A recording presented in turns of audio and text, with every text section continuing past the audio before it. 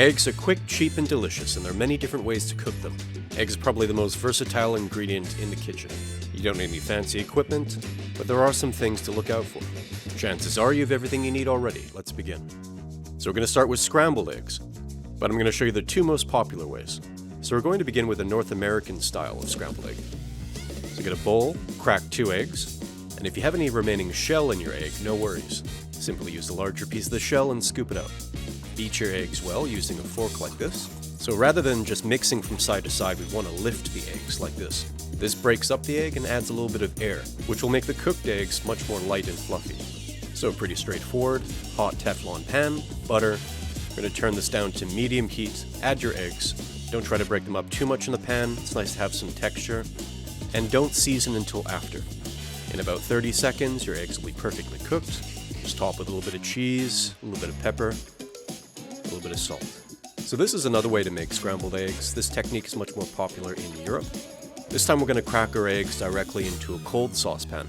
Add some cubed butter, put your saucepan on low heat, and keep stirring. So as the eggs cook gently, the butter is going to melt, and we're going to get this super rich, light and creamy scrambled egg. So this version is a little bit more luxurious. We're going to add some chopped truffle. So it's been about a minute now, and you can see the egg is starting to cook, starting to thicken up. It's almost like a sauce. It's almost like a hollandaise sauce or a zabaion with a bit more texture. So when you get to this point, you want to turn the heat off. The residual heat will finish the cooking. So at this point, you can see the eggs are almost cooked. And now we're going to add a tiny bit of salt and some spring onions. Keep stirring for a little bit longer. And this is what we're looking for. Super creamy scrambled egg. Very delicious, very easy to make. Just don't overcook them. Just a quick tip, if you cook these any further, the butter could separate from the eggs, and that's not pretty. Just put some more herbs and pepper on top and serve. Truly one of the best ways to cook eggs. Next, we're going to do fried eggs. In my opinion, this is probably the easiest way to cook eggs. Delicious, simple. Take a Teflon pan and put it on medium heat. Add some oil or butter. Even it out in the pan. Crack your egg. There's many different ways to do this, but this is my favorite. Very, very easy. We're just going to cover the egg now. Turn the heat down to low, and about a minute later, you'll have a perfect sunny side up egg. So now that our egg is cooked, we're going to season a little bit with salt and pepper. If you want, you can use a cutter, or you can use the edge of your spatula and cut away the ugly parts of the egg. And there we are. Runny yolk, perfectly cooked whites. In my opinion, the secret to a perfect fried egg is low heat, season afterwards. Next, we're going to cook some omelettes. There are many different ways to cook an omelet, but I'm going to show you 2 of the most popular ways. So the first style I'm going to show you is more popular in North America. So we're going to crack 2 eggs, beat them well. Teflon pan, medium heat, add some butter. Once your butter is melted, go ahead and add your egg. And once your egg is in the pan, you want to gently move it around. North American style omelets are generally cooked through and are usually served well done. But at the same time, we don't want to overcook our eggs. So when we get to this point, we want to turn the heat way down. Separate the egg from the edges of the pan. Now is the time to add some seasoning, add your toppings.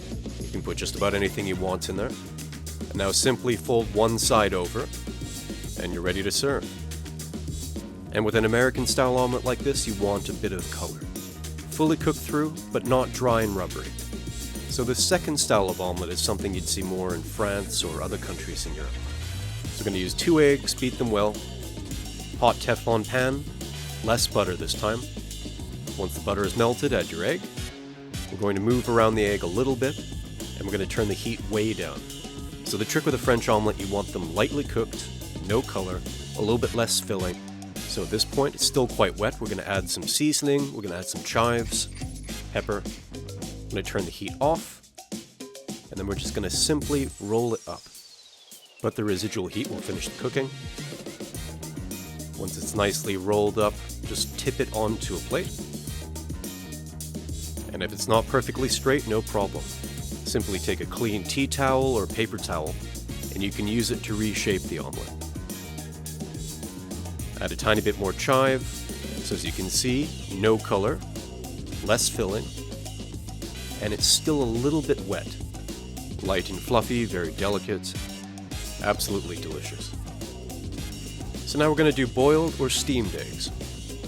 Both methods work just fine, although sometimes with some types of eggs, steaming makes them easier to peel. So we're going to start with boiled eggs. We're going to show you the different cooking times and what they look like. There are many different ways to do this, but in my opinion, this is the best. So we're going to put our eggs directly into a saucepan. So we're going to start by covering our eggs with cold water, and we're going to leave about an extra inch or a couple of centimeters. So we're going to put our pot on high heat, and once the eggs start boiling, remove the pot from the heat and cover. So this is when you should start your timer. Depending on how you like your eggs cooked, they should be in there between 4 and 14 minutes. So I'm going to show you the different results in between the cooking times. So at 4 minutes, we're going to take our first egg out, put it directly into an ice bath, and every following egg will get an extra 2 minutes. Once all the eggs are in the ice bath, we're going to leave them to cool for about 5 minutes, and then they should be ready for peeling. There are also many different variables involved with peeling perfect eggs. In my opinion, it usually has more to do with the egg than the technique. Let me help. Usually older eggs tend to peel better. So our last egg has been chilling for at least 5 minutes. So now we're going to gently tap around, and using just a little bit of force, we're going to roll the egg on a hard surface. So we have that nicely cracked. We're not going to peel it yet though. Put the egg in a pot of warm water, not hot, not cold, and the water will seep in through the cracks. So we're going to do the same with all of our eggs. Leave the eggs sit in the water for a minute or two, and then we're going to start peeling gently. If you have any stubborn eggs, you can just put them back in the water, leave them for a minute or two, and then try again. So the trick is to try and catch the membrane in between the egg and the shell. And then it'll just peel right off, slide right off like that. So if you still have a little piece of shell that's not coming off, just dip it back in the warm water, and that will help it slide right off like that. And the result is a perfect, flawless boiled egg. So next we're going to do steamed eggs, and the process is very similar. The cooking times are about the same. The only difference is that we're not going to take the pan off the heat. So we're going to start with a cold saucepan, we're going to put our eggs in, and this time we're only going to put an inch or two or a couple of centimeters of water. Cover the pot with a lid, and we're going to put it on high heat. So the cooking times will be about the same as if you boil an egg, but we're going to keep the pot on the heat. So after about 4 minutes, we're going to take our first egg out, and another egg every 2 minutes. So every now and then you want to gently rotate the eggs, and maybe add some more water if the level's getting too low. Now there are a couple more variables involved with steaming eggs. Now unless you have a steamer, combi oven, or commercial grade steamer or something like that, the cooking times are a little bit less reliable than boiling. But if you're using the same pot, the same stove, the same amount of water, the same sized eggs, they should come out near perfect every time.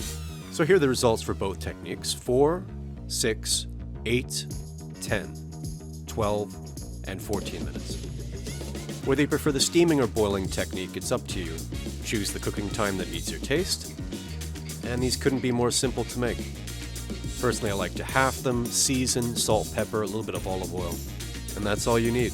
Delicious. Next, we're going to do poached eggs. Very easy to make, really delicious. There are a couple things that can go wrong, but we're going to go over those. So to begin, we need a big pot of near boiling water. Add salt. We're going to add some white wine vinegar. I would say about a tablespoon per liter, give or take. This will help keep the egg whites together. So now we're going to create a little whirlpool with a spoon. Now crack your egg. You can cook multiple eggs at once, but you don't want to crowd them. So this will only take a minute or two. And you'll see that whirlpool is bringing the egg together. And after a minute or two, you can check with a slotted spoon. The egg white should be cooked, but the yolk should be soft to the touch, still runny. Remove any excess water with paper towel, and serve.